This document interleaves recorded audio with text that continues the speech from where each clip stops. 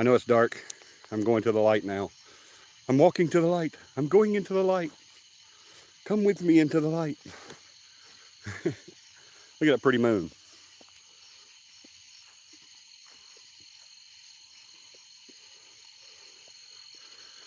Big full moon tonight. Hope no werewolves come out. Hope everybody had an awesome week. Excuse my shininess. It's kind of hot.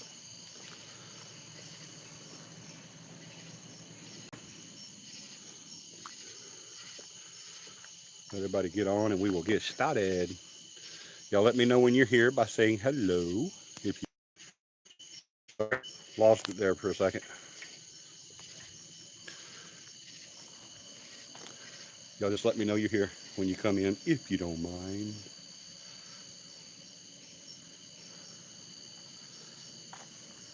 Hey, Michelle Heron. Michelle's here. Who else is here?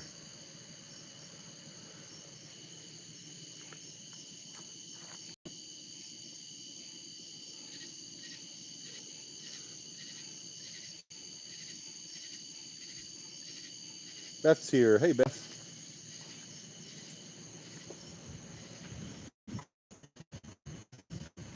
Starting this out in the barn of the new place.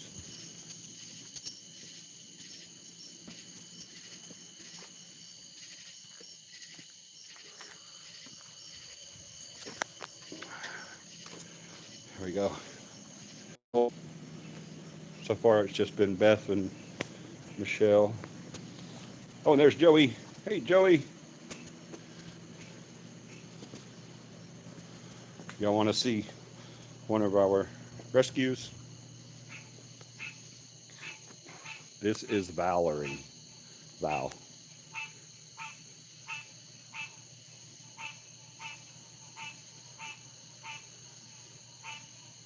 Hey, Val.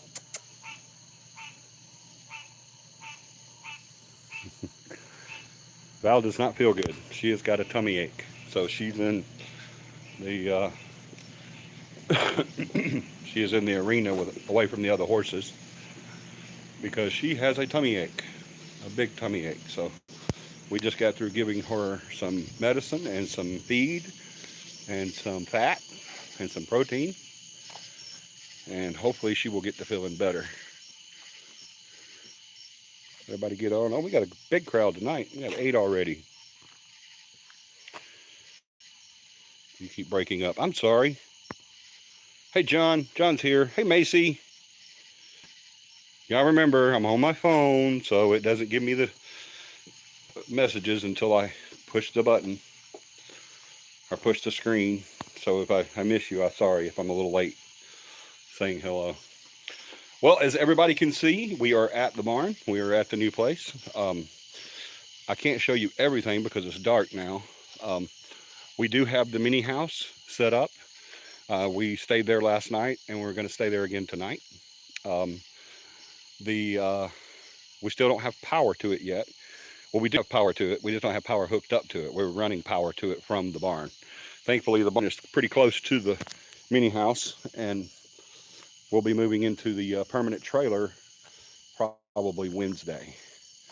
So we are here now. So that's a praise report. I appreciate everybody's prayers and everything. I'll let you guys take a look at the place real quick. Here's the barn and the stalls. The amount of cleaning we had to do to get this place back and running. It's been dormant for a while. There's several stalls with half doors and one sliding door. There's the beast. There's the beast. That's our lawnmower that we cut all these acres of. Here's a holding pen with a horse head. See the horse head? It's not real. It's not real. This is a tack room. One of the tack rooms. All the tack and the saddles, and all that. Power. Hold on, we're making our way through. This is a storage room. And this is the one without a light to it. Yeah. It's a tack room slash, here, bring your light and shine in here. See all the tack, bunch of saddles, lots and lots of saddles and helmets, all kinds of stuff. All right. No, next off is my favorite room because it has a bathroom. It's Yeah. enough bathroom I got. And this is a storage room as well. There's a ladder going up to the loft. This is our storage room. And we have a bathroom in the barn, which is very convenient. It's not very big, but it is. There's Paramama. She's been feeding. Not herself, the horses. Storeroom, another storage room there. It's got a lot of our electrical stuff in it and all that. I wished I could show you guys the grounds. It's dark and you won't be able to see it. All you'll see is black. So, but yeah, we're here now. Thank goodness. It's going to get a little dark. I'm walking towards the cabin now. Um, but yeah, we're here, and I'm very happy. This has been a long time coming. A lot of work, a lot of money, a lot of sacrifice. It's been crazy, but it's been worth every second of it because we're finally here and out of the suburbs, back in the country where we belong. So, and we're right here at the horses, and all the other animals are going to be here, and it's just going to be great. I don't know if you guys can see, probably not, but that is the cabin there, the full moon. That's the roof that you see right there. Right there is the roof. It's dark, so you probably can't see it. But yeah, we're here now. Thank goodness. We're gonna go in.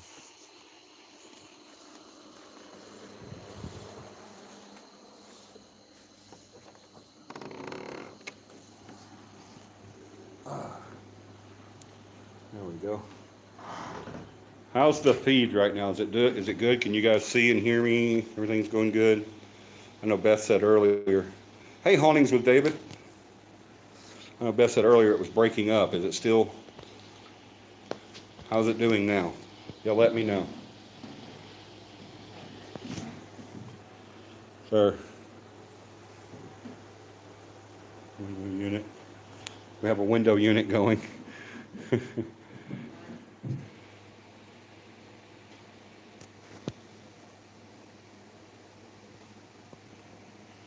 Morgan sent Beth an email. We'll have to check on that and see. I don't know yet. Oh, sorry. Almost dropped you guys.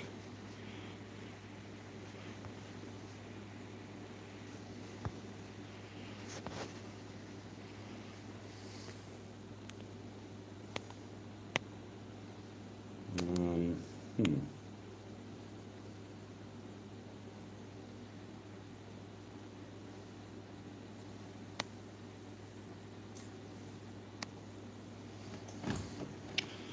Yeah, I hope you guys can still see me. All right, we're going to go back down where the light is. The horses are right in front of us, most of them. There's 4 in the pasture just in front of the cabin, and then there's an adjacent pasture on the other side of the road, of the entrance road, and there's 3 out there, and then of course, uh, y'all saw before Val, our rescue girl with a tummy ache. She's in the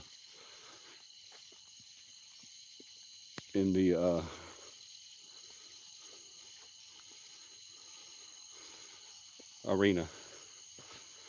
I see that they've turned the lights off in the arena now. So we'll go into the barn and get started. I just wanted to give you guys a quick praise report on everything so that you can see. How do I get back?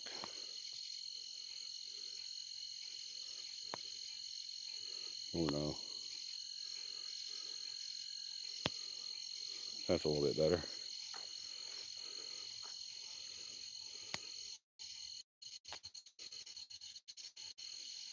Let's see here. Yeah, there we go.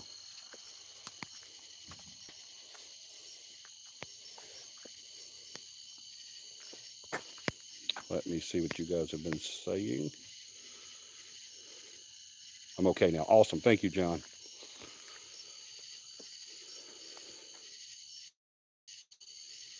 Let's see. Let me get back to the messages here.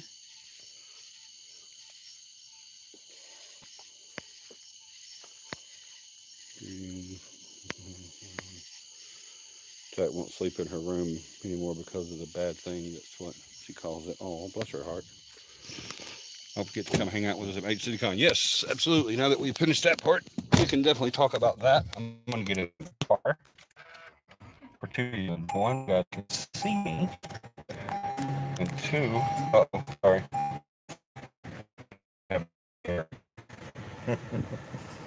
Oh, it's hot. It's still 86 degrees at 9 o'clock at night. It's still 86 degrees. That's crazy, isn't it? How's my feed now? Am I good? Still good, John? Prayer reports or request.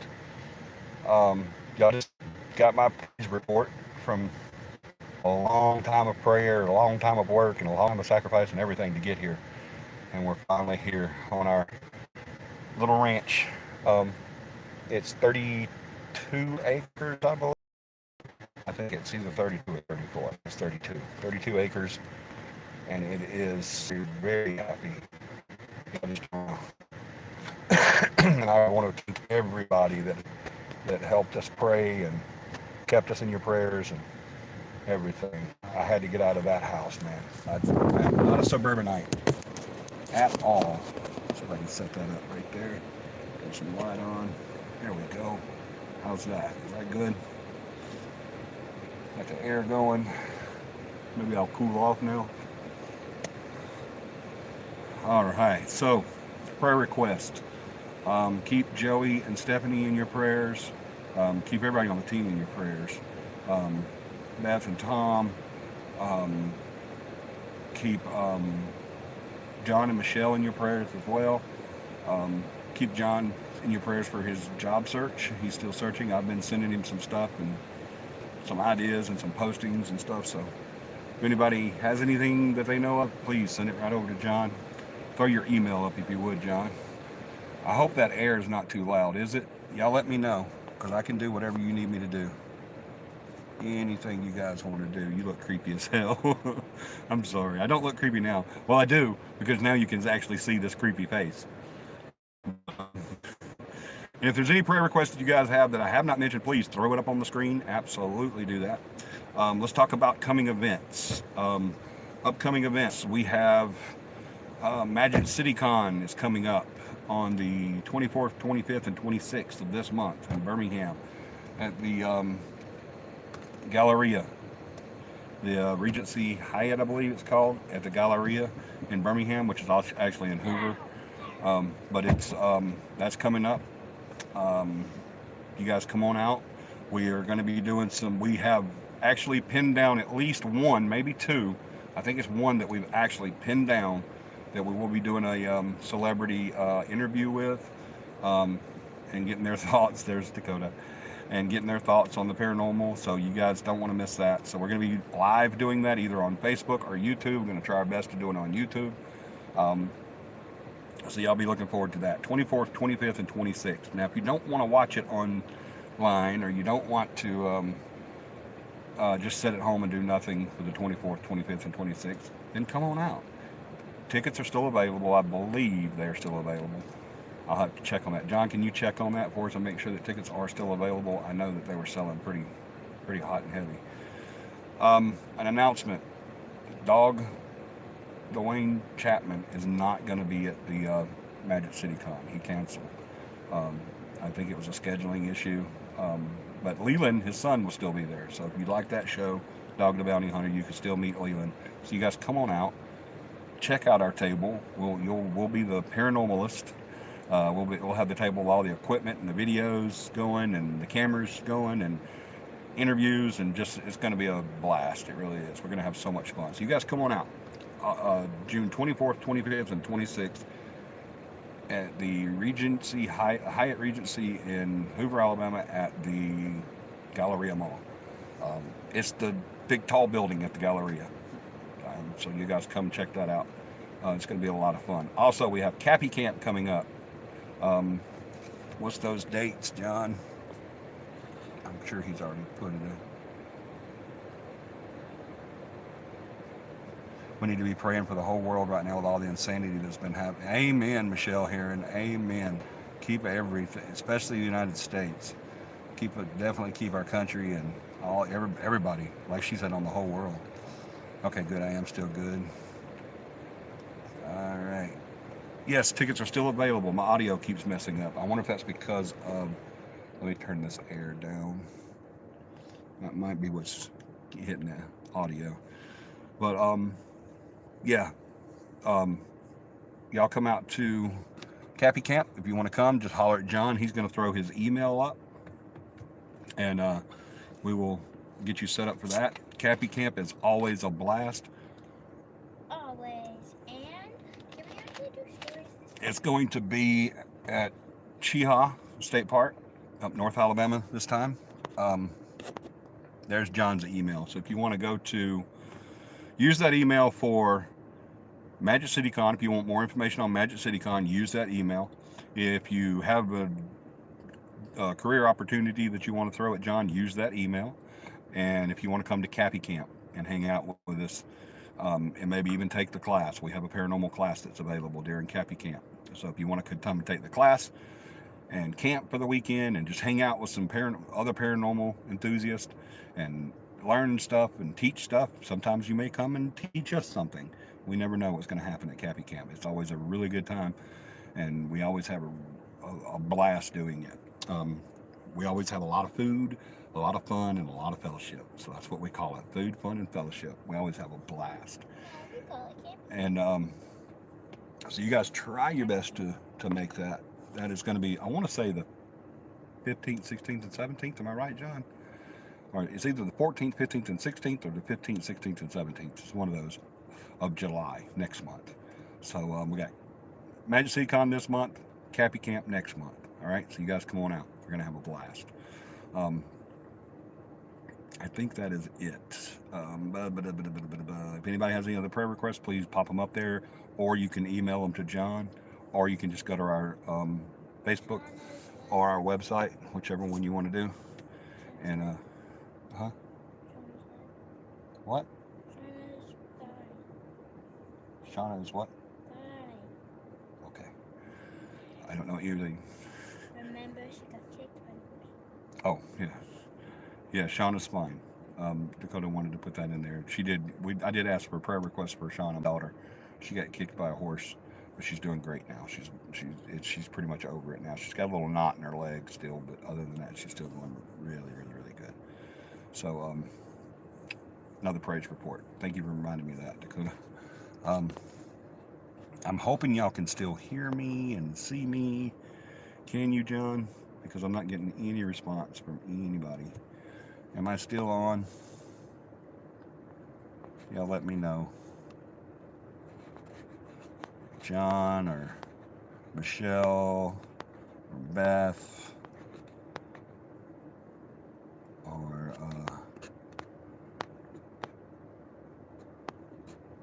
who else was on? Macy, Joey, Hauntings with David.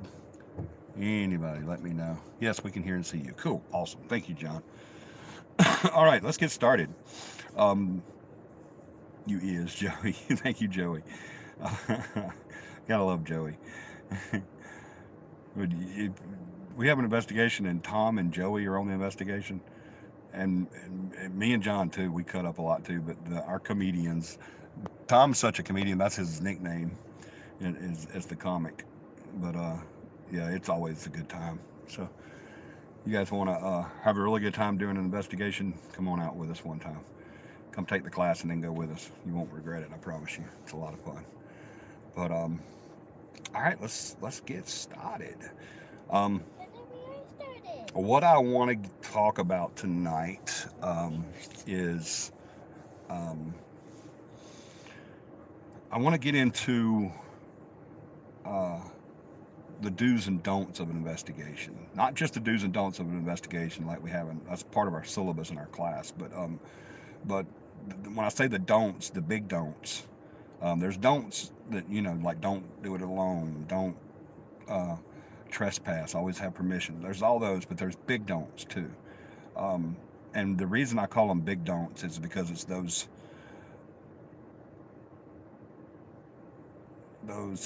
Hey Jennifer, Jennifer's on with us tonight. Hey Jennifer, but I want to talk about the big don'ts, and it's stuff like disrespect to the entity and to the not only to the entity but to the site too. Because a lot of times when we go some places, um, we'll go to historical sites and stuff like that, and graveyards and stuff like that. And I know what you're saying, Johnny. You don't do graveyards, but we do. We've investigated graveyards. We did one not long ago that sent Zach and his guys screaming and running with their tails between their legs. But we did it and it wasn't. I think they probably got scared of a bear or something or a toad or something. I don't know. These city boys. So. But the fact that we show reverence when we're in church or even at a funeral, God forbid, or anything like that, um, kind of tells us, the way we want to. You investigated a graveyard, yeah, yeah. I have several actually. I don't like going to an investigation um, just to do a graveyard. But yeah, we have done them. Like when we used to do Cahaba, there was 3 graveyards at Cahaba that we investigated, and there's a graveyard that we did in North Alabama. Like I said, that's the one that sent the TV team with their tail between their legs. The lady said they were coming down my road and got out on the highway on 2 wheels. They were getting out of there and wouldn't call us back or nothing. So they got real scared. But yeah, I don't want to. I don't like going to a graveyard just to go to the graveyard. But if it's part of an area that we're doing, then yeah, of course we'll do that. I'm sorry about that light, guys. Let me kill that. There we go. So I want to make that clear. We don't always do graveyards. Miss you too, Jennifer. We haven't seen you in a long time. You have to come hang out with us one time. But hey, Jennifer, we got the CAPI camp coming up in July next month. You got to come out and hang out with us. Um, it's going to be at Chiha. So, but it is I, Joey. But I want us to show that same reverence. Now, you can have a good time during an investigation and chill out and joke around and everything. You always know um, when it's time to play and when it's time to pay. I mean, so we have to pay our respects and be relevant. And it is he Sticks. That's right. That's Joey's nickname on here on our site, on our chat is Sticks, which is super great nickname for him. But that's what I want to talk about tonight is um, how do we investigate without desecrating and without disrespecting and without destroying your name, because a lot of times when we investigate, there's Domo arigato. There's a client there. So when the client's there, you can leave a bad taste in the client's mouth by not being there. Not being there as far as professionalism and just not being a good person. So there's so many things there that can mess up and do that it's gonna not only mess up your reputation and everything, but also uh, I've been in situations, lots of situations actually, where we're going to be driving for just a second. I've been in situations where um,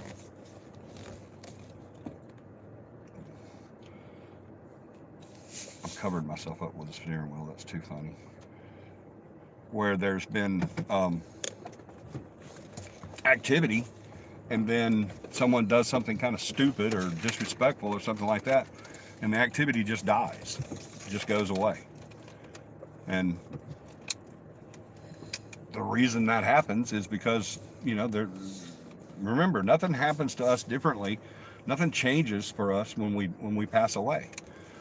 The only thing we lose is our meat suit, right? We still stay the same person. So if someone disrespects us in life, we're not going to interact with that person anymore, right? We're not going to. You don't want to get out there. No, enjoying the AC. Yeah, it's cold in there too now. I know, Yeah. but I want it blowing in my face. I know, but so that's what we want to do, and we want to show that respect, show that reverence, show that professionalism. That's and I want to talk about that, and I also want to get into the big don'ts, like I was explaining earlier, before I got in that little rabbit hole, but on graveyards. But the big don'ts, stuff that is just blatantly, not only disrespectful but sometimes dangerous. Um, uh,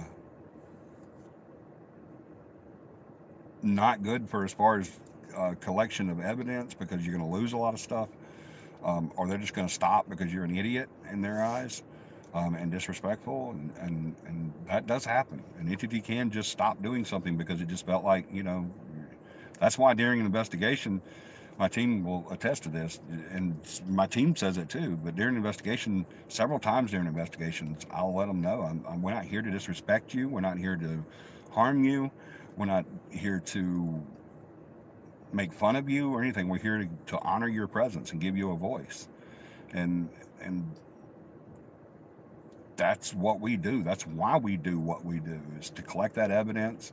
The passion is there because of the evidence. And that's, to me, that is honoring their presence, making their presence known, giving them a voice, and letting people know that the living that's been affected by this, ergo our clients, are not crazy, so that this stuff really is happening.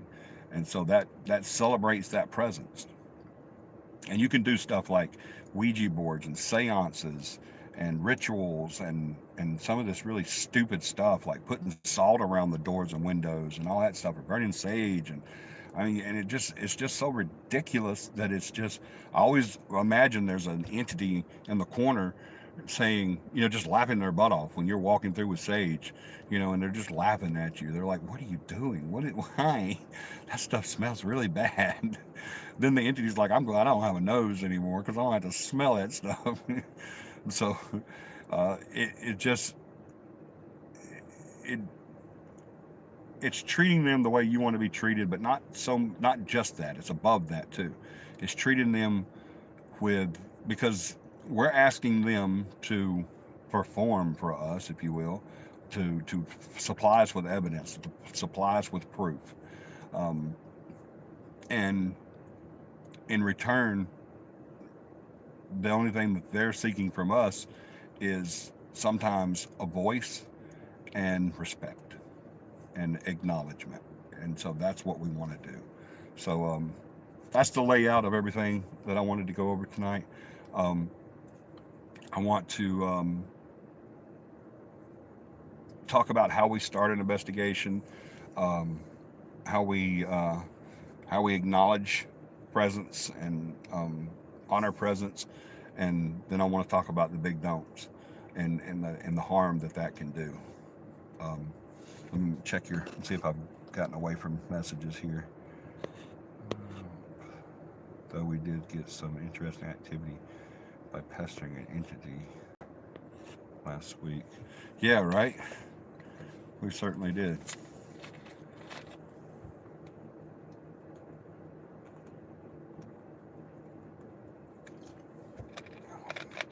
And you know what? I'm glad you said that too, John, because that brings up something as far as using that that heightened level of respect. Can we? And I'm asking you guys a question. I want y'all to interact with this. Can we provoke an entity and still respect that entity? Is that possible? Is it possible to provoke an entity and respect that entity at the exact same time? Um, I know everybody here that has been on an investigation, um, not just here, but everybody in the world that's done this type of research, it can be pretty aggravating whenever you get a report of full body apparitions, doors and windows closing, stuff coming up missing, pushes, scratches, voices, I mean, lights coming on and off. Um, can't find the TV remote for 2 weeks and then find it sitting on top of the refrigerator or in the hallway walking into the living room where it definitely could not have been without being seen. Um, and I hope y'all know, just like always, whenever I start rattling off examples, I'm talking about stuff that has actually happened in the past. Um, it can be aggravating when you go in and there's nothing happening and you're just getting nothing. You got all these reports. You got this client that's been bugging you for weeks saying, get over here, please, hurry, help us, help us, help us. Well, we need your help. We need you there. But then you get there and there's just nothing happening. And that can be some of the most aggravating times. And you're pumped when you go there because you're like, oh my God, we've done this so many times, y'all. Beth, who is our case manager, she is the liaison between the team and the client. She usually talks to the client. She either talks to them first or second, usually first. Um, if they contact me, I get a little bit of information from them, and then I give that information straight over to Beth. And Beth will make a file on that case and then set it up for us to go. And usually, while we're either on the way or just arriving or we're at our meetup spot or whatever we're doing, somebody usually asked, hey Beth, what's going on here? What are we looking at? What are we walking into here? And without getting into super big details, she'll tell us some of the stuff that the client has told her. And sometimes we get so excited about that. We'll be like, oh my gosh, are you serious? I'm like, oh man, we definitely got to have a camera system in here. We definitely got to have the EVPs in this section, and we definitely got to do some K2 studies and because this happened and this happened, and then we get excited. We really do, because that's why we're there. It's like telling a seasoned hunter, if you go left when you come out of the field into the woods and you go left down that path, you'll go to a little clearing there that usually has about 30 or 40 12-point to 15-point bucks, and you're just gonna this guy's he'll be floating over there. He won't walk or run, he will float. Him and his gear and his gun and everything will float all the way down that path, and because he's so super excited about what's fixing to happen and what he's fixing to experience. um, I'm gonna leave the lights on when you guys do get out, and then if you don't need them, just wave to me. But I want to leave them on between here and the door because that rattled last night, so you guys watch the ground, okay? One bad thing about being in the country now is last night I heard a rattle that sounded like a rattlesnake. So it was either that or a beetle.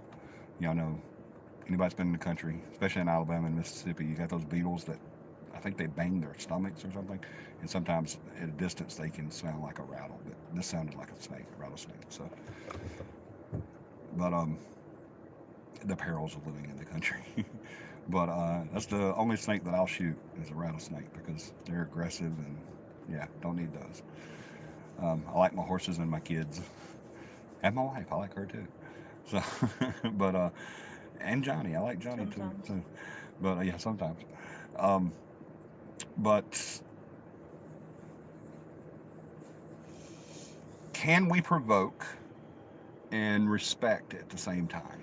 That's the question right now. That's the topic I want to get you guys involved in. Did you guys go Zach on it? The entity was an office lady that handled paperwork for the location. I kept saying I needed help with my expense reports. Yes, he did. And it worked too.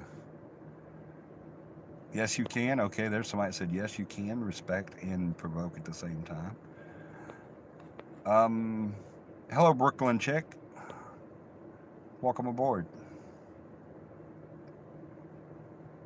I can what that for you. I can handle that for you. Handle what for me, Joey? Are you talking to me or did someone say something? Let me go back and see what I missed that he's talking about.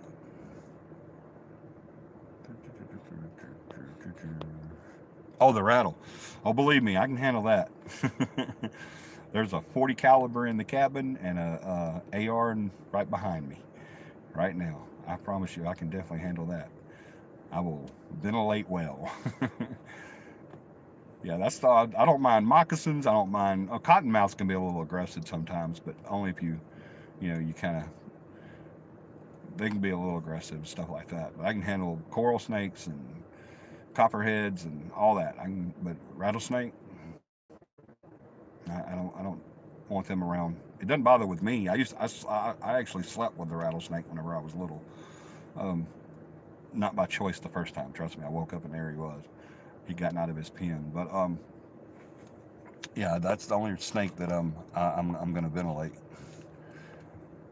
So the creepiest things you hear in the country are panthers and screech owls. Amen, Michelle. Absolutely, screech owls. They've gotten me before. Fox too, yeah. Foxes and coyotes. Coyotes is a big thing here, but thankfully here we now have PJ, who is is he a mule or a donkey? Donkey. Yeah, he's a donkey.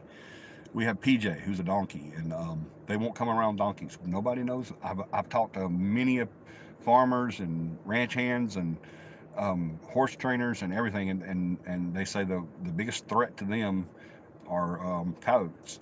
But you get a donkey or a mule and put it out there, and they will not come around them. We don't. No one's ever been able to tell me why. Um, because my horses, I've got two horses that will kick a heck of a lot harder than that donkey will. Um, Much stronger than the donkey, but I don't know what it is about coyotes and mules and donkeys. They just won't come around them. So thank God we have that, so we don't have to worry about coyotes. But uh, the last place we were in, we did have to worry about coyotes, and I'd gotten to a point where I was going to spend the night out there with my uh, 223 and take out some coyotes. But yeah, foxes will scare you if you're not familiar with sound. Yeah, they sure will. Every crybaby bridge was a fox. Probably. Yep. But all right. Somebody said, I think it was John. Someone said you can progress or not procrastinate. You can provoke. You can procrastinate. I promise you. Uh, I'm bad about that. I'm not as bad as some people about procrastination, but Oh my god. I'm gonna knock you out. I'm gonna knock you out. procrastinator, like the Terminator, procrastinator. You ain't got no but room to talk. but I know I said me too. But can we provoke and respect? John says yes. I believe it was John. I apologize. Let me make sure. I don't want to give. Should take someone's credit away from them. They said that, but I think it was. Yeah, it was John. He said yes, you can. All right. Saw on YouTube today a donkey kicking the hell out of a hyena. Yeah, donkeys they don't play, man. When it comes to stuff like that, when you corner them things, they'll try to run. They're very docile. Well, some donkeys are really aggressive. Mules usually are a little stubborn, but not very aggressive. But this donkey that we have here, PJ, he's super gentle, isn't he? He's this little sweetheart. He would rather come up and hug you than bunk you or anything like that. He's He'll so bug you when you're racing with him. yeah, he's so lovable and affectionate that he actually will aggravate you. So we got lucky. Our mini, which is usually our mini horse, usually they're really aggressive animals. Our mini is super sweet, super kind. Dakota has ridden her. She doesn't buck. She doesn't hurt anything. She's never been aggressive with anybody. She's aggressive with horses, but not with us. So we got lucky there. And our donkey PJ, he's wonderful. He's a little sweetheart. He really is, a little gentle giant. But I wished he was up here, him and the goats, and I would show you guys, but he's not. But I'll do a live during the daytime one time out here. once we get everything kind of settled in and everything and we get moved in. Once we do that, I'll do a live so you guys can see all the land and the house and the trailer and everything, and the barn and the pen and the arena and everything. So, but anyway, all right, here's where I want to go with this. I keep getting off track. I'm sorry. Um, I'm surprised Beth's not hollering at me. um, John answered, yes, we can provoke and respect at the same time. How do we do that, though? Let's talk about that. How can we provoke respectfully? How is that possible?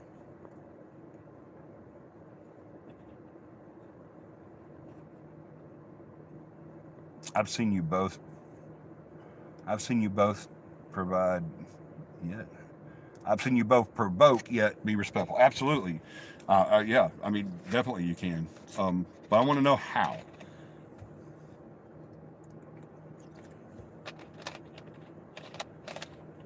How can we provoke but yet be respectful?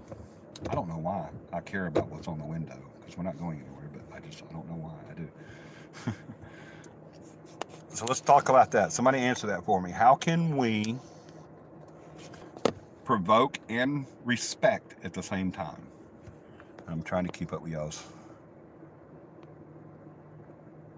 carefully. I love Joey. He's so cool. Don't be insulting. Yeah, absolutely. Using things that would be familiar to an entity. Absolutely, Michelle. Very good. Very good, John. Don't be insulting. Exactly. You can be provocative. You can provoke without being insulting. That's what you just said is kind of like what John was talking about last week on our investigation last week in Montgomery. He was saying that the particular entity that we were calling out at that moment, there's many there, so we can call out a bunch of them there, and thankfully we know a lot of their names and everything. But the particular one that we were focusing on at that time used to be the bookkeeper, the accountant at the firm that we were at, the law firm. And her job was to keep track of all the money that is spent out of the office and the money that's coming into the office, and then what goes out and then what comes in, and what goes out and what comes in. And her job was to keep the funds down, to keep the stuff going out smaller than what's coming in, right? Because we always want in a business, you always want what's coming to you to be greater than what you're giving out, right? Because if you're not, then you're not going to be in business very long. So that was her job. She would make sure um, a job that Paramama, another example for her, would be amazing at because she's amazing at it with us, with our finances. The reason why we're here right now where we're at is because of her being able to make sure that the outgoing is always smaller than the incoming. And that was her job. She was very good at it. Not Paramama, she is good at that, but I'm talking about the entity at the office that we were at. She was very, very good at it and very, very aggressive about it. Like if someone had an expense report that wasn't filled out correctly, or they didn't turn it in, or didn't turn in a receipt, or something like that, it was said that by the people that knew her, um, it was said that she would go after that person relentlessly. Every time she saw them, I need those receipts. You hadn't put that expense report in yet. I need this. If you want to get paid, you better bring it to me. And blah blah blah blah blah. And she was she was very relentless about it, and she did her job very very well. And even the owner of the company, the president and CEO, the head guy, um, would get like a speeding ticket, and she would just go off on him. And it's just like, why can't you drive the speed limit? This is just ridiculous. This is money going out that we don't have any reason for, and we don't have any calls for, and blah blah blah blah. And they said she was very aggressive at her job and did it very very well. And so that's the kind of person you want to be your bookkeeper too, is someone that's very aggressive and make sure that the inflow is a heck of a lot larger than the outflow. So that's what she did, and she did it very well. Um, so what John did was he would go in her area and he would verbally say, "Hey, I don't have those receipts that I was supposed to be turning in. I've lost those receipts. I can't turn them into you." Or he would say, "I have the expense reports, but I'm not going to turn them in. I'm just not going to do it." And so that would provoke her, right? Is he disrespecting her? Absolutely not. He's just telling her, "Hey, I don't have what you need. He knew because we interviewed people before. A lot of respect goes to knowledge. All right. We can respect someone because of their knowledge, right? We, we, that's in any culture, in um, anytime there's diversity, you've got to have knowledge to be able to respect, right? When a seating president goes to a foreign country, before they go there, if they've never been before, they just got the presidency, they just got into to office, and now they've got to go to Istanbul for a meeting, or they got to go to uh, South Korea, or they've got to go to Germany, or they got to go to um, Russia, or whatever the case may be. They've got to go somewhere to have a meeting. The first thing they're going to do, well, probably not the first thing, but one of the things they're going to do in pre-flight is they're going to talk to the president. Someone's going to come talk to the president and tell him about the cultures. Like if he's going to Iraq or into the Middle East, just say that in the Middle East, he's going to know not to put his hand out to shake, not to put his right hand out to shake. I'm not going to go into why. If you know, you know. If you don't, you don't. That's not what I'm talking about. But they're going to say, President, Mr. President, whatever you do, don't extend your right hand to shake, because that's very disrespectful here. And so he would not know that. And he's like, oh man, I'm glad you told me. I'm glad I got you. And he's going to be doing different things, and don't be as surprised when you go in the bathroom and see this. And don't be surprised when you get the hotel room and you see this and stuff like that. He's getting that information. All right. We do that also during investigations. When we want to provoke, the best thing to do is to have that knowledge already there, because either Beth has already talked to the client or we've talked to the client prior to the investigation, and we know certain things about this particular location or this particular site that we're on. So we're going to gather that information, and with that, we can do an effective provocation. We can get in there and we can provoke without disrespecting, because we have the knowledge. John knew that this individual, I'm not going to say her name, I do remember her name, believe it or not, but that's very unusual for me because I almost said it earlier. But John said the name, and he knew that that was one of the things that she was just famous for in this office, was that she was always getting on people about their notes, and always getting on them about their expense reports, and always making sure the I's were dotted and the T's were crossed, and making sure that her job was done by making sure someone else did their job. So he already knew that. He knew that. He had that prior knowledge.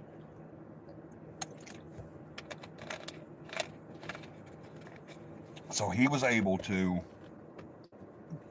approach that situation of provoking with that knowledge, and he says to himself, I don't have to disrespect this person. One, she's a female. Two, she's an elder. And three, she's an entity that I'm asking to perform for me, to provide evidence for me. Excuse me.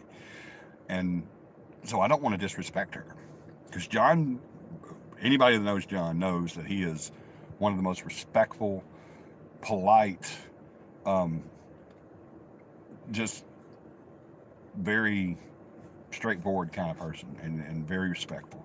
Um, John would never go to anyone, especially an elderly female, and disrespect them just blatantly out there. Now, does he change that because this particular elderly female is an entity and not an in-skin human walking around?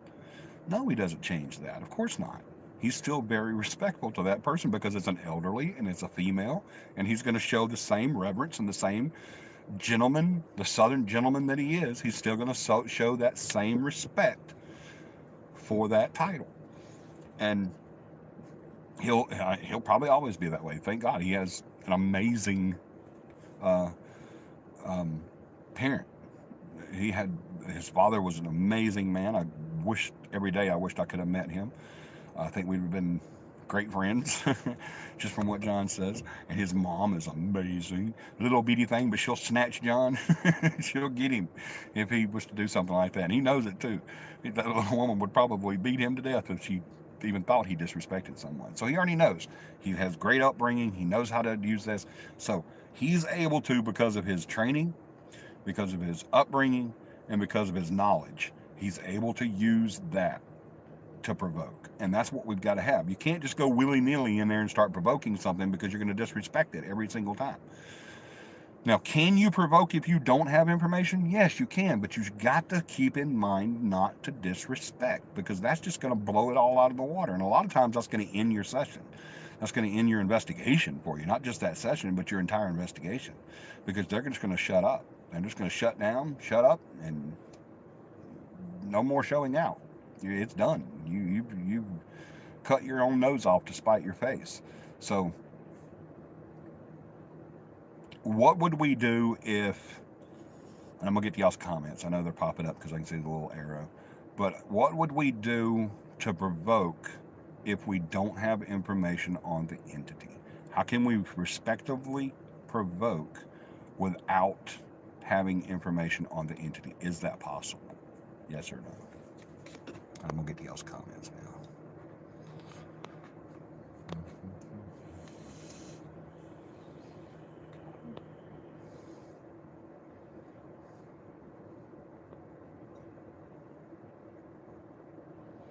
Don't tell the entity that you hope they died of the cancer. That's an inside joke. They don't eat with their right hand either. No, they sure don't. No, no, no, no. The right hand is specific for one thing. He was going back to that Middle Eastern thing that I said, that they tell the president not to shake with your right hand. Not to mention the client had seen a full body apparition of that lady. Right, exactly. So how do we provoke without being disrespectful and not have that prior knowledge of that entity? How do we do that? How do we make that possible? Is it possible? Yes, it is. I've been in a million situations. I have a game I play with one of our entities involving our kitchen cabinets. Morgan tells me it doesn't happen when I'm not here. That's cool.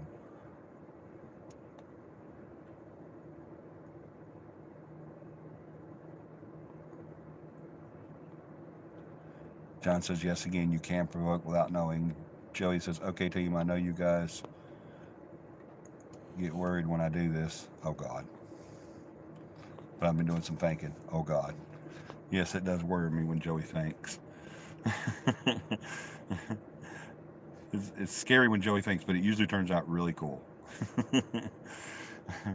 But yes, so to answer that question, John just answered it. Yes, you can. How do we provoke when we don't have prior knowledge and still not be disrespectful? All right, am I being respectful or disrespectful when I say, oh, I guess you're just not man enough to come in here and do it. You're just too stupid to know, to come in here, and you're too afraid to come here and face me like a man. Am I being respectful or disrespectful with that? Disrespectful. What would you guys say? It's respectful or disrespectful?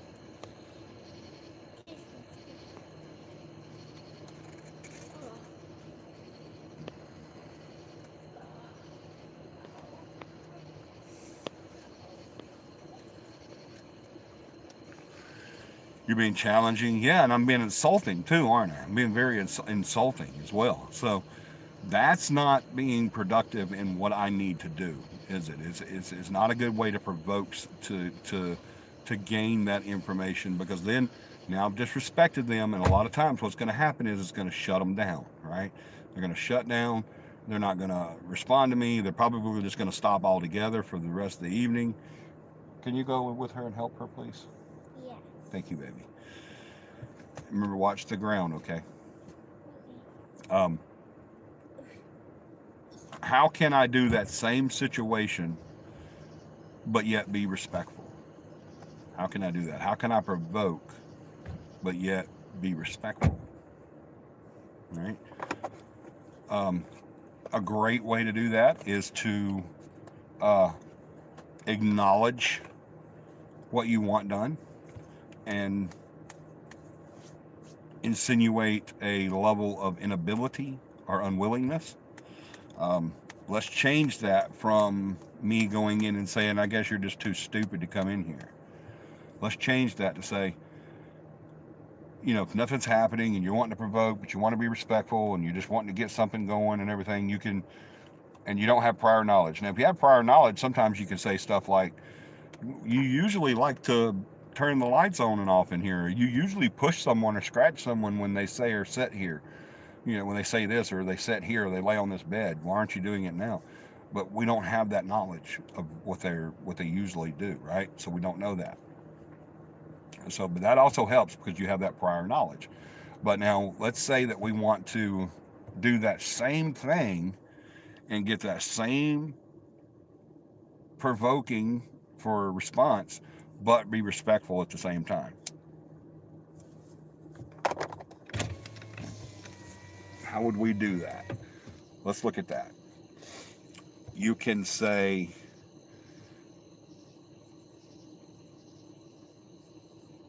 maybe you're not able to do this right now. Maybe it's just maybe I intimidate you.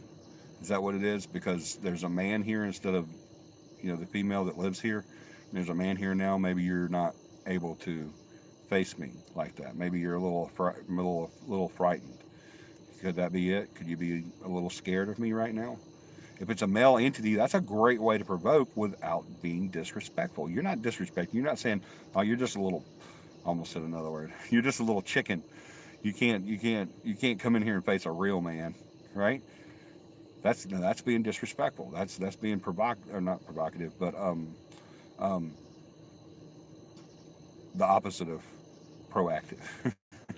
You're not being you're not achieving what you're trying to achieve because now you've just went into a whole. All right, but now I could turn that and say maybe it's because I'm a man. Is that what it is? You're not comfortable with confrontation with another male. Is that what it is? The the the female doesn't frighten you, but I do. I'm not trying to frighten you. I hope I'm not frightening you, but if I am frightening you, I apologize. Maybe that's what it is. Maybe I should just leave because if I'm frightening you and I don't want to and I'm not trying to. So see now you're provoking him, but you're not disrespecting him. You're saying, "Oh, I'm sorry. I didn't know you were frightened of me." And that's very effective when you do that too, especially when it's a male, an aggressive male entity. That can be very effective. I've had a lot of success with stuff like that. You're not disrespecting them, but yet you're provoking them. You're egging it on, kind of thing, without disrespecting. And so you can see. I wanted to give that example so that you can see how that you can provoke without disrespecting. Okay, and be proactive to get that information. It depends on the entity you might. Exactly. It absolutely does. It depends on the entity. And if you have that prior knowledge, you'll know that about that entity. Sometimes we don't have that prior knowledge, but when we do, you may know stuff about this entity that will make you not want to provoke. I've been in situations where during the investigation nothing was going on, and I heard another investigator start to provoke, and I've gone to them. I'm like, that's probably not a good idea here. Great idea, great approach, great what you're doing, but in this situation, probably not a good idea. So let's and there's many different things, and I don't want to go into that because that's going to open up a whole nother rabbit hole. Something we can talk about on another show, but there's many reasons why you would not want to provoke. Um, many from dark to evil to juvenile. But there's many reasons why you wouldn't want to provoke. But yes, I agree with that. It depends on the entity. Do it conversationally with a partner. Absolutely. Yep. You can do it conversationally, like he's saying. You can talk back and forth and say, maybe they're just afraid of us. John, is that what it is? You think maybe they're afraid of us? Is that what's going on here? Maybe we're wasting our time because we just intimidate them. I'm not being disrespectful.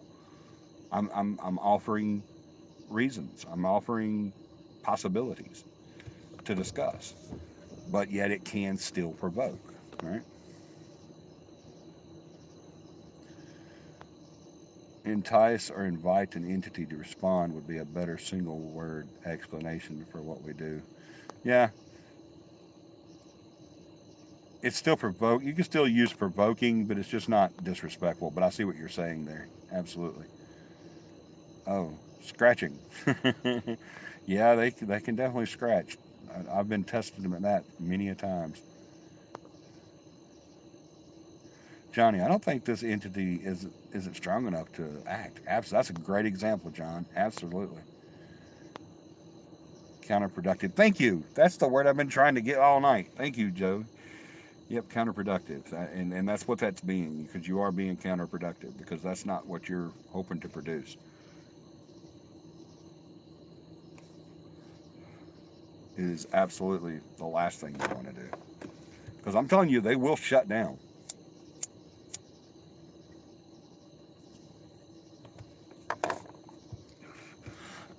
What are some other forms of disrespect other than provoking? What are some other forms of disrespect?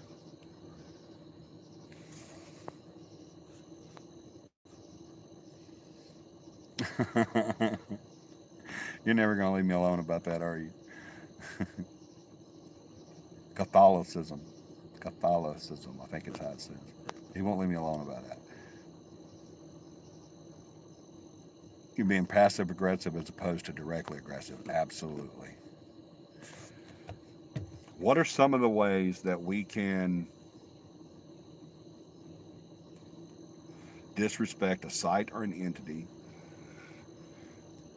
And I'm not answering it for you guys this time. Y'all bring it to me now. What are some of the ways that we can disrespect an entity or a site um, other than provoking? What are some other ways that we can do that? We see how we're doing, what we were saying on provoking, right? Everybody's clear on that. Provoke is not a bad thing. I know there's some teams that say, oh, we never provoke. It's just so disrespectful. But it's not. It can be done without being disrespectful. It really can. And provoking is not a bad thing. I've gotten a lot of success out of provoking. And you can also gain a lot of respect from the entity for provoking as well, by the way you handle it.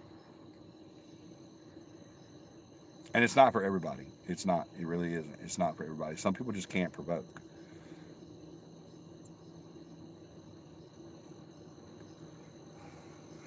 Well, let me put it this way. Some people can't provoke without being disrespectful. Not because they're disrespectful themselves as a person, but just they can't. They can't quite get that bridge on how to achieve that. Y'all, I'm so glad that it is calmed down. It still says 86 degrees, but it feels a lot chillier. Of course, I've got the air on, so that has a lot to do with it. But it feels a lot better. Okay, here we go. To ignore, absolutely. That's a big disrespect, isn't it? To ignore them. A lot of times, that's why you got a lot of the activity whenever the client called you. That's why you have the activity that you have now, is because they've been ignored for so long. Because I can't tell you the number of clients that have told me, we just ignore it. We just pretend like it's not happening, but it's driving us crazy. And then they say, so and so came over and did this and freaked out about it, and it got so much worse. And they're like, yeah, but I'm like, how? They got a response from what they were trying to get. That's what they were trying to get, was get that response out of you, that acknowledgement, and they got it. So yeah, they're going to continue to do that when they find out that that does work. So that's a very good answer. Ignoring, absolutely, that's very disrespectful. Minimize their presence, absolutely. Oh yeah, they're here, but I don't let it bother me. I don't care. They don't bother us. We don't bother them. It's a little inconvenient sometimes when I'm trying to sleep, but other than that, it's just a ghost. They can't do nothing to me. Who cares? Or say, well, I mean, it's not frightening to me. It's not, you know, it's not. I always tell clients, be careful with what you say in your home. I've told team members that recently. I've said, hey, when you were having this conversation over the phone that you told me about, were you in your house when you did that? Or were you away? I've told many clients that, how would you, don't talk about this and this and this in the presence in your home. Let's let that be something you discuss somewhere else or to someone else. But yeah, minimizing their presence is very disrespectful. It's especially if it's an aggressive entity. Minimizing their presence can either anger them or entice them to do more. So yeah, that's usually not a good idea, especially if it's a dark. Minimizing their presence can be really. Thank you. That's one of the biggest ones I was looking for, John, is damaging their property. If you damage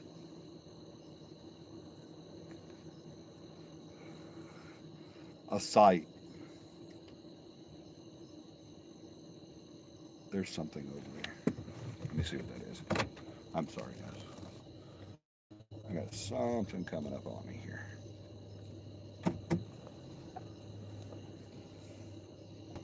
Oh, it's one of the goats. No, it's both of the goats. Okay. I didn't know what that was coming up on me. I was fixing to start firing. Glad I didn't. I like the goats. They were sneaking on me, I think. But sorry. I kind of got off there, the topic there, because that kind of startled me a little bit. Something was coming through the little brush there on the other side of our driveway, and it was coming towards me. I see eyes and white fur, and the goats are black and white. So I think I scared them when I put the light on them, because now they're going across the field. But anyway, um, I don't think that there is very much of a greater disrespect to a historic site, or, excuse me, it's been a long day, a historic site or a entity than to vandalize. I think that that is it. Y'all just don't know what it does to me. I guess my 10 years at Cahaba Park was probably the reason why I feel that way. I had that feeling before, but then whenever I had to experience the level of ignorance and uh, blatant disrespect for property and history firsthand, it kind of brought that to light to me, to see how someone can be so heartless and uncaring about our history and about what makes us what we are. It just, I've never been able to not get angry over that. Whether I've been involved on it with it, or I'm hearing about it, or whatever. It just, vandalism and destruction of an historic site, or just property in general, especially if I know there's an entity there, is just, I don't think there's any level worse of disrespect than that. Um,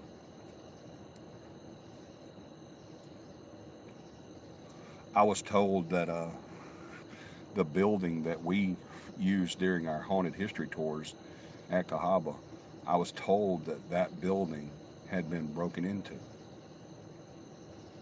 I got a phone call one day, and it was the head maintenance man and the curator, and was asking me if I was free the next day and could come out to the park. And I said, yes, I'll make time for it. I said, I have to work here, here, and here, but I'll schedule this and I'll make time for it. Give me a time that would be good, and I'll make sure I get it put in.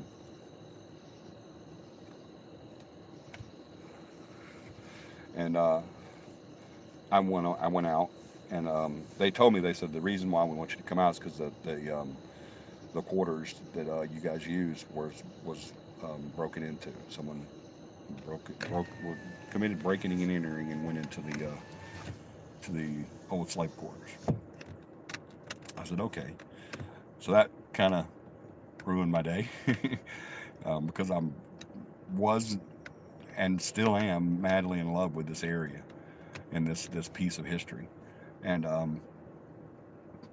because I knew it so well, and I knew what sacrifices and blood and life had been given to make that possible.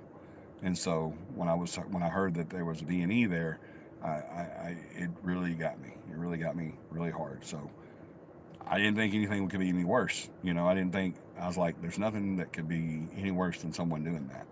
So I got there, and I didn't go to the site. I went straight to the office, because we were having a meeting there in the office. I go in the office and I sat down and I'm talking with them. And I said, well, answer me this. what was damaged. What did they do? Did they kick a door in? Did they break a window? Did they go through a wall? What happened? What was damaged and how bad? And they said, anything that you can think of, add 100 to the negative to that, and you still won't have what happened. And my heart broke. It really did. I just broke. I actually started crying. A tear came out of my eye. I was thinking to myself, oh my God, they burned it down. That was the first thing that popped in my head, was they burned the quarters down. And I said, tell me before we go down there. I want to know what happened. And they said, well, they couldn't get through the doors because they were reinforced. Because when we started that there, the biggest concern that the park had, and the state, that they had about us doing this there, was they said anytime we've advertised anything paranormal out here, we've experienced vandalism. And unfortunately, that's usually the case. Whenever you watch TV and you see some ghost team on television doing a historic site, follow the news on that site after they do that, and you'll see 99.9% of the time they're going to start getting reports of vandalism. People breaking in there because they want to go see the ghost for themselves because they're ignorant and low forms of life. So the worst just popped in my mind, and I was so, and still am so, in love with this area, and especially that section of that area, because that was my section, that was my building, that everything I did at the park centered around that building. And so I said, I've got to know before we get there. You've got to tell me. I got to prepare myself before we get there. And so the head maintenance guy said, well, they couldn't get through the doors. The windows that are on the first floor were impenetrable. So what they did is they went under the house and cut into the flooring. And I was like, actually, a large amount of relief actually came into that, because I'm thinking to myself, okay, well, there's nothing in there for them to steal, and there's not. It's a big empty building. There was a few benches, but that's it. And I think there may have been a couple of flashlights, that was left there during the events. But other than that, there was, and maybe some notes, for the guides, the tour guides. But other than that, there's nothing in there for anybody to take. So I'm thinking to myself, okay, well, awesome. I started to get a sense of relief. I was like, okay, well, we patched the floor. That's awesome. We patched the floor where they cut through and came in, and they saw there was nothing there and they left, whatever. Or they investigated and did whatever they had to do and left. Took some pictures or did a recording or whatever and left. So I'm like, okay, cool. We're good. And I think that he could see the look on my face as a relief, and he said, no, Johnny, it's worse than you think. And I was like, okay, it's a big hole. Okay, but we can still patch it up. I'll help you. Let's go do that now. Let's go fix this problem. And he said, no, where they cut the floor at was, I'm going to tear up, y'all. I know I am, because this just tore me to pieces. It was like someone told me that someone killed a friend of mine or a family member. It really was. But he said they actually cut a hole in the floor, and they didn't know, obviously did not know where they were cutting, because where they cut was right under the staircase that goes to the second floor. And I was like, okay, well, that makes it harder to repair, but okay. He said the staircase actually collapsed. I was devastated all over again. It was like an emotional roller coaster for me. I was devastated again. I was like, oh my gosh. I said, the bottom steps, the bottom section of because it was a tri-level staircase, 2 tiers between them. I said, the bottom section fell through the floor when they cut the floor. And he said, no, Johnny. He said, the building's so old, and that was the main support for that area. And that's a weight-bearing wall that floor was on. And when they went through the beam that crossed under the flooring of that floor that they cut, the entire staircase fell. The second story is inaccessible. inaccessible. Excuse me. And I just started bawling. And so we went down there, and I just started bawling even more because it was horrible. But yeah, when they cut the hole in the floor, it just completely collapsed the staircase. Unfortunately, and I've said this a million times, and I know somebody on my team right now is saying it along with me because they already know what I'm going to say. But unfortunately, it didn't fall on them. They were lucky; it did not crush them under it. I wished it would have. Oh, you can't say that they could have been injured or killed. Yeah, yeah. Well, yeah. Unfortunately, that didn't happen.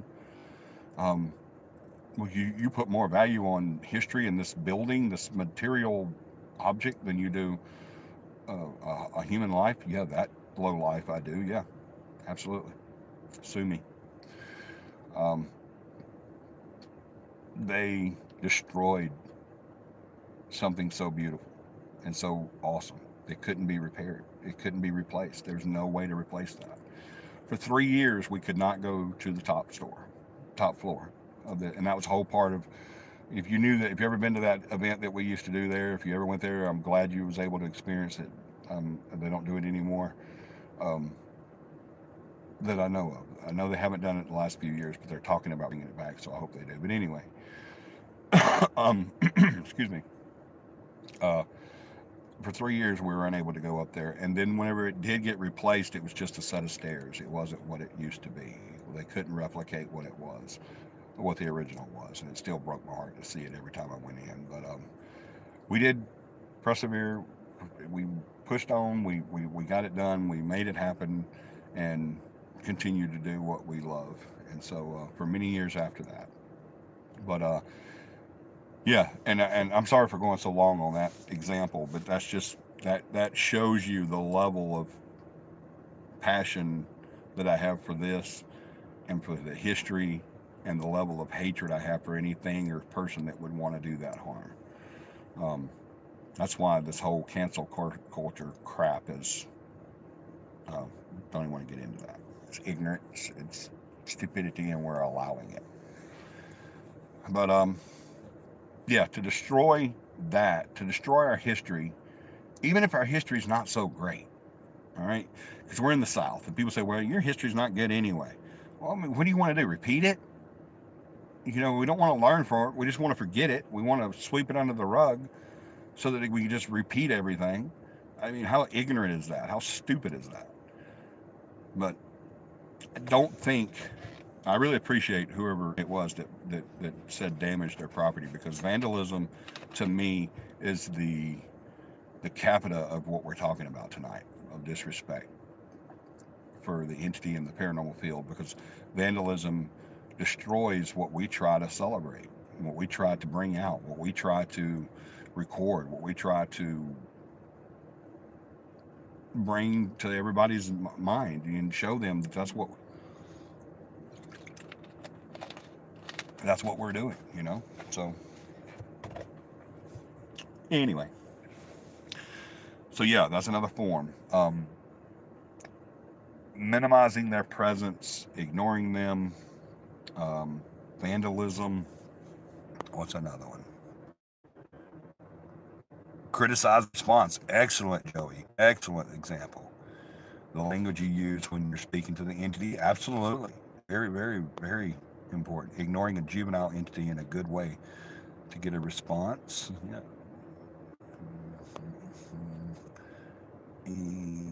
Eat. It's a ghost. That's also why entities can become more active during demolition and remodeling. Yeah, absolutely. Because they don't like it either. They don't like taking away that history. They don't like someone coming into their house, um, their creation a lot of times. Because a lot of times the entity that you're dealing with probably built this building you're in.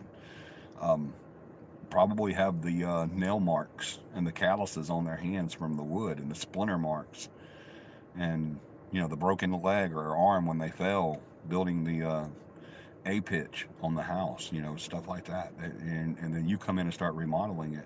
A lot of activity can happen. You'll see our ears kind of whoop, perk whenever a client says, "Yeah, we've been doing a lot of remodeling and it's been crazy." And we're like, oh, hey, are you still in the middle of that? We need to come right now. One of the best investigations in Selma that I ever did, we had to walk under scaffolding inside this house, inside this huge Victorian home. We had to walk under the scaffolding where they were redoing a couple of the. There was one room that was a ballroom, and there was another room that was a sitting parlor, and there was scaffolding in there where they were having to redo the walls and stuff. And it was very meticulous, some of the work, and especially in the ballroom, because they were trying to save original wallpaper that had been in some parts painted over and some parts covered with other stuff, with wood and new wallpaper. And they were trying to meticulously remove paint and wood and molding and stuff away from this original wallpaper that was still in really, really great shape. Um, and that takes a long time to do that. Excuse me. Um, so remodeling can definitely can get them fired up and everything, and uh, uh, they take that as a form of disrespect. Now it's an unavoidable form of disrespect a lot of times, because the people want to continue to live in this beautiful home and remodel it to bring it back to its its glory days, or modernize it so that they can continue to live there. And so it's unavoidable disrespect, but sometimes in their eyes and the entity's eyes, it is disrespectful. So you do get a lot of activity during that.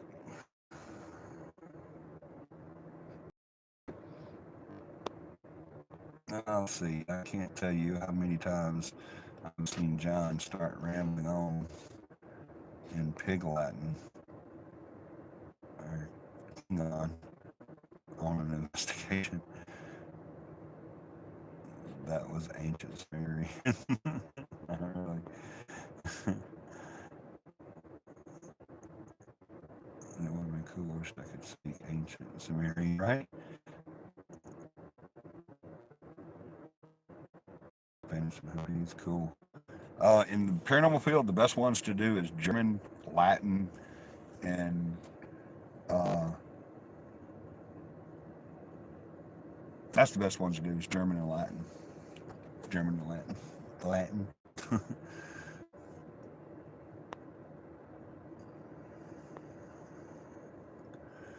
Maybe we could contact the Vandals in the next place. I don't get that. What do you mean? There's a special place in hell for those types of people. Amen.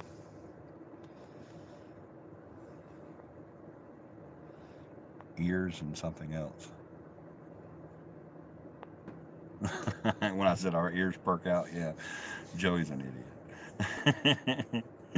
He's not, y'all. He's super smart. Super, super smart. I love him to death.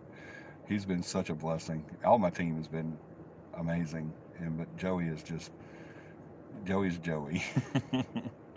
He's an amazing person. He's super smart, but he's also a cut up big time. He is a card, and it's just, when smart people are really funny, it's really cool because they find new and creative ways to be funny and aggravating.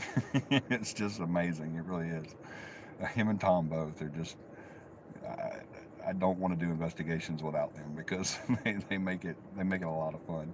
John and I have a great time investigating. A lot of times when we're by ourselves, it's just John and I. We have a blast. Especially when we went to where we went last week, because not only is it John and I, but it's also another good friend of both John and I, and he's a cut up too. So we always have a blast. But it's really cool having a team, and that's why I kind of wanted to do the topic that I did tonight. And we're not done yet because I want to get into the second part of it. But it's because I want people to have fun doing an investigation. Y'all, and you're not going to believe this, but I swear to you, I've had so many people in the paranormal tell me that you shouldn't joke around when you do investigations. There should not be any laughter there. That's very disrespectful. It's very, very unprofessional to laugh and cut up during an investigation. And I always say to them, I'm like, I'm glad I'm not investigating with you because I bet it's boring as crap. What we do is Sunday school. We have fun in Sunday school. What you do is, what is it called? The main worship. the the the chapel worship where it's just sit there with your hands folded, don't say a word, and listen to the minister. you know, um, and that's boring. That's why people fall asleep. So um, I used to go to church with my grandmother, and it used to be funny to uh, hear the different choruses of snoring. You would hear an a cappella of, of different tones and different uh, uh, uh, levels of snoring, and it was just funny. It really was. It was a bunch of old people, and it was just funny. But excuse me. Yeah, I don't want to go on an investigation where you can't have a good time and not. My entire team, we all, not just Joey and Tom and me and John and Beth and Stephanie, and they cut up together too, and it's the whole team that we just have that rapport together and that camaraderie that we just it's very pleasant and pleasing and a blessing to me to know that I can go on an investigation with one of my team members or all of my team members and know that we're going to have a blast. We're going to have a really good time doing it. There's going to be a lot of laughter, but it's also really, really, really comforting to know that all my team knows when it's time to stop doing that and get serious. And and that's amazing when that happens. When you see that transition, when everybody, I don't have to say, okay, everybody, let's get serious, guys. Come on now. I don't have to do that. I have done that in the past because of the team that I had, but I don't do that now. I've never with this team. I don't believe. I think Beth has kind of brought the fear of Beth to us a few times, but excuse me, but she'll say, "Hey, y'all be quiet in there. We're trying to do EVPs or something like that." She'll kind of keep us in line. It's part of her job, and she's really good at it because we're all scared of Beth. But she, but I don't. No one on our team has ever had to say, "All right, y'all, try to get serious now. Y'all stop doing that." Because I don't have to say that. They already know when it's time to get serious. And before I could even think about something like that, they've already started it. They're probably telling me to be quiet. I was like, Johnny, shh, shh, listen. Terry wants us to come investigate next week. We already have an investigation next week, buddy. Laugh and be happy. Absolutely, Joey. Thank you for saying that. If y'all don't see that, he says, I would think that even the want to laugh and have a good time. I went away before I finished, so let me make sure I get the quote right. I would think that even the dead would like to laugh and be happy. Absolutely. And oh yeah, John agrees exactly. I mean, of course they do. We've gotten some really awesome evidence, y'all. EVPs, pictures. We've gotten really awesome evidence by just when we're just joking around, just idle chit chat, and just joking around with each other. They'll join in a lot of times with stuff like that. I've had entities that has laughed at. There was an instance where a female was going across a bridge. I've heard the story before on this show where she was going across the bridge and she fell on her butt and got it wet and it was like a heart on her hiney. We called it the heart hiney. Um, excuse me. And there was a little boy that laughed on it. We had an EVP of him laughing at her because once she said she was okay, everybody's like, "Are you okay?" And she said, "Yeah." Um, and then we had an EVP of a little boy laughing at her, an entity. I'm so sorry, y'all. It was a heck of a day today. That heat, man, it kicked my butt.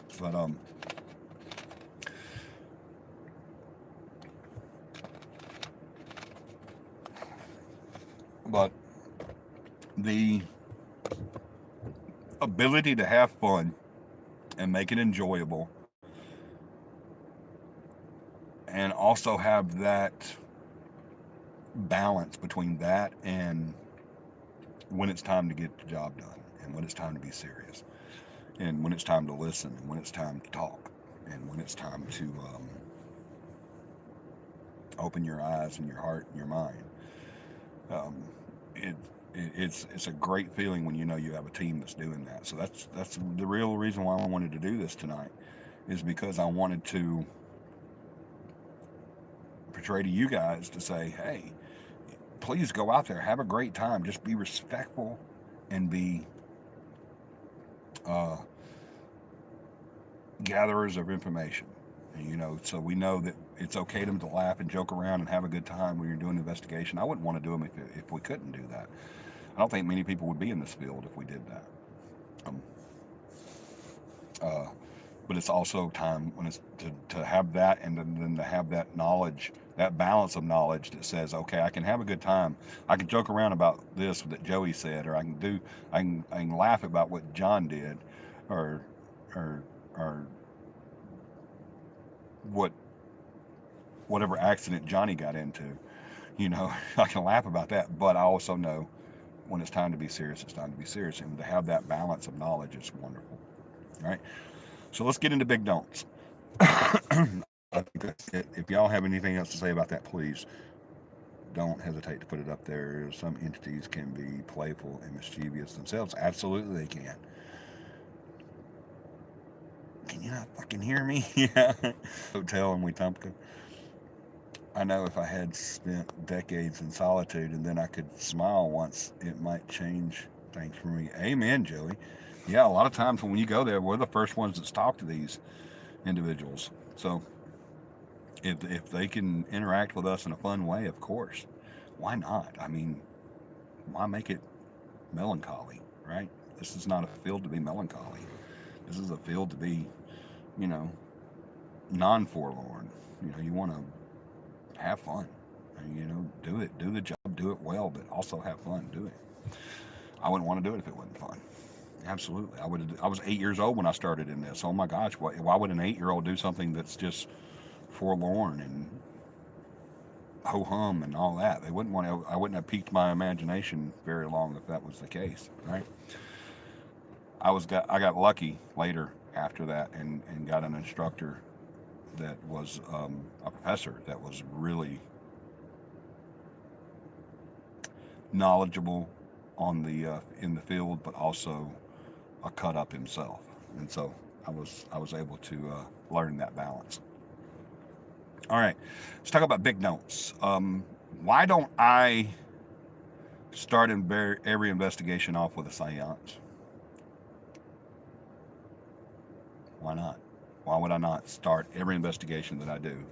Why not do a seance? There used to be a show that come on TV. Um, I don't remember the name of it, but you guys will recognize it whenever they did seances and they did possessions. Every show, they would investigate. They would investigate, and during the investigations, at some point, they would sit down and everyone would do a seance, and this one guy would get possessed every single time. And he would talk to the people, and I think he died not long ago, too, by the way. But he would talk to the people as he's that spirit that was there, whether it be demonic or whatever. Um, and I can't remember the name of it, but anyway, y'all probably remember that. It was a done in Great Britain.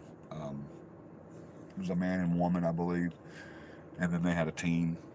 But she was a psychic and he was a medium. But why not just do a seance for every? Why not just do that like they did? Why not just go ahead and do a seance for every investigation? Why would we not do that?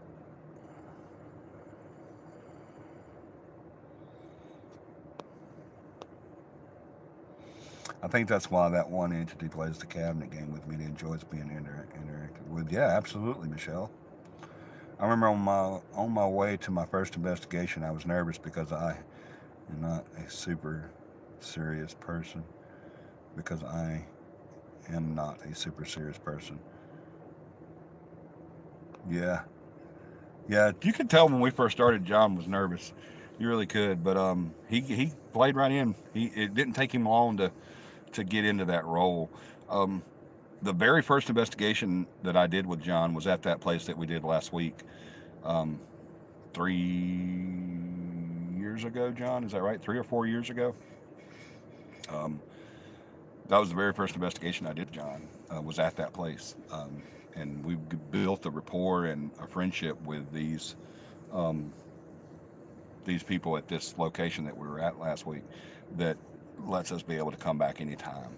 And just like you said, that person wants us to come this weekend. But I believe we have an investigation this weekend already, though. We'll have to look at that. I'm almost certain we did. Yeah, because we didn't have one this weekend. So yeah. But Most Haunted. Yeah, I think that is the name of it, Michelle. Thank you. Yeah, Most Haunted. Yes, 3 years ago. Okay, cool. Yeah, I was right. I couldn't remember if it was 3 or 4, but yeah, 3 years ago. But you could tell that he was a little nervous when we met out in the parking lot and talked. And of course, we had talked before that investigation. But that investigation was one of the reasons why I knew that John would make a great team manager. It wasn't long after that investigation that he became our team manager.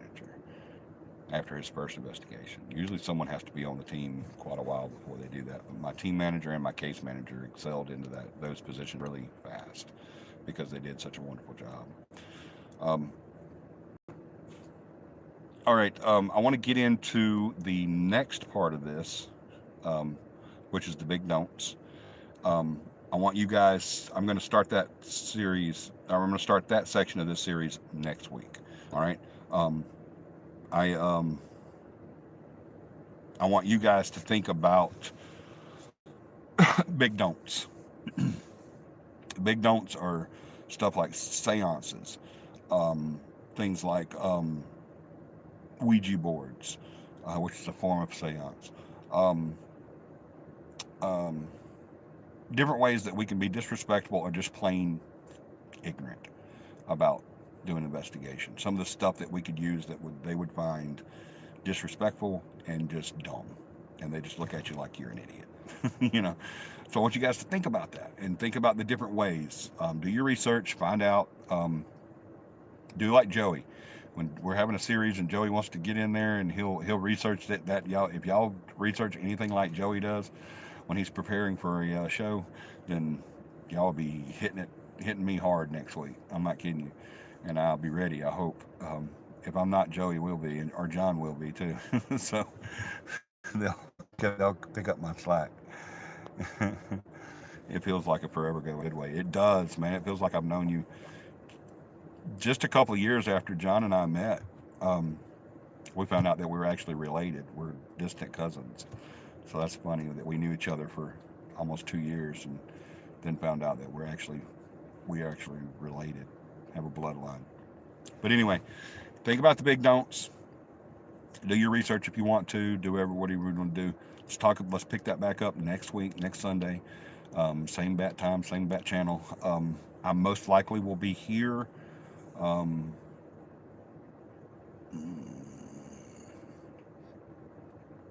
I don't know. I might be somewhere else. I might be in another location next week. I mean, not living in another location, but I can see the resemblance.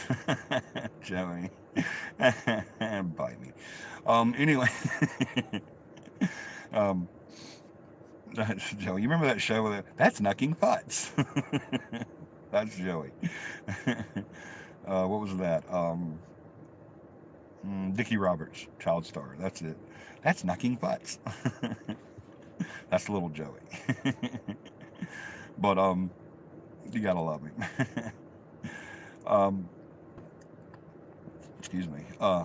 Look into that, research it, get your comments, your questions ready for next week. That's what we're going to go into is the big don'ts. All these different things like um, graveyard dirt.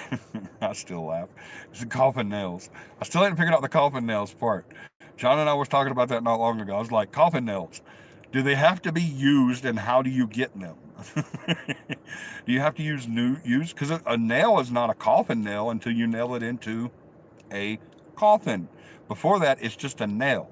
I can put it in my house and hang a picture up, or curtains, or whatever, or put boarding up and anything like that. I'm gonna do some.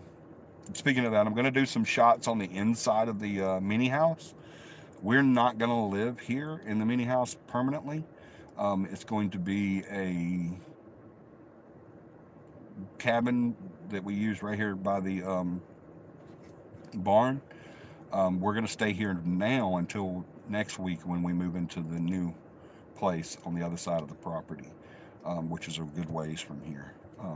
But we're going to still fix this up because when our kids are here, and Shauna's still thinking about our daughter that does the horse training and rescue.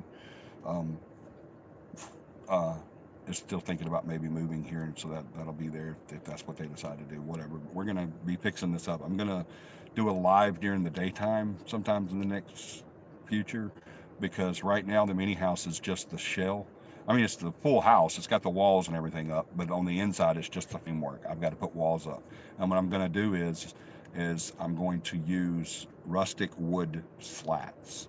I was going to do drywall, but then I decided we're going to use rustic wood slats. They're going to be different colors and different shapes and different sizes and everything. It's going to be really cool. But I'm going to do it like a little progressive video on that too, so I'll share that with you guys. Look it up. Figure out about everything that you can, not about the mini house, but about the big don'ts. Graveyard dirt, coffin nails. Still don't know how you get those. Because what do you have to do? Like dig a body up, dig a grave up, and take the nails out of the coffin? That's kind of crazy. I mean, the zombie can get out easier, I guess. I don't know. But yeah, crystals do have power. I'm not going to lie about that because there's energy in them, but as they relate to the paranormal, let's talk about that. Salt, um, red clay, dirt, um, energetic rocks, sage, um, amulets, all this stuff. Let's talk about all the big don'ts. We've done a series on these different objects before, explaining how they use them and all that stuff. But this time I want to talk about what aspect of disrespect and just complete blatant ignorance they play in the paranormal when used. All right, and what the entities would think about that. I want to look at this big don'ts part of this from, this part we looked at from our perception, from how we act, how we disrespect or respect, how we have that knowledge and that balance. But in this next part, when we get into the big don'ts, I want to look at this from the entity's point of view, all right, from their POV. So get your questions ready, get your knowledge on all these different big don'ts, the ones I named tonight and others that you may come up with, and let's throw that around next week. All right. Thank you guys so much for watching. I love you guys so much. Like I always say, I would do this. I'll do this as long as you guys are here, and I would do it for anyone, but I will also do it for just one, because I love you guys. I love our interaction on Sundays. I love doing this. I try my best to make it happen every Sunday. Sometimes it don't, because especially how crazy it's been. It should start. As of now, it should start getting a less crazy for me. All right, because it's now that we're here, and now we still got a lot of work to do to get the other place ready, and to get this place ready, and to get the barn ready, and we're going to be bringing some more horses in and some more rehabs, and so it's going to be crazy work, and I want you guys to go on that journey with us, and we're just going to have a good time. We really are, and I hope it grows and grows and grows and grows, and we're very excited about it. But so I'm going to bring you guys along with us on that journey as we make that happen. Because you guys helped get us here. You prayed for us and supported us, and it's been crazy. And so I'm glad we're here now. So I really appreciate that. I really do. We're still going to have a big thing here, a big bonfire and big party and everything, and we're going to invite all you guys out here to be with us for that too. So hopefully that'll be pretty soon. We got to get a lot of stuff cleaned up and fixed up and all that stuff. Like right in front of me is what we're going to use for the bonfire. It's a massive amount of wood. It's like a whole forest was cut down, and it's just sitting right there in different piles. So we got to get all that cleaned up. But anyway, I love you guys so much. Thank you for joining us. We'll see you next Sunday night when we pick back up on this same subject, but on the other end of it, about the big don'ts, the objects, the practices, the idiocy, and the disrespect. Love you guys so much. We'll see you next Sunday. I want you guys to do me a huge favor sometimes this week. I don't care if it's a friend, family member, or someone you meet on the street. Make somebody smile, because that's what we need the most of right now, smiles. I love you guys. I'll see you next Sunday. Have a paranormal week.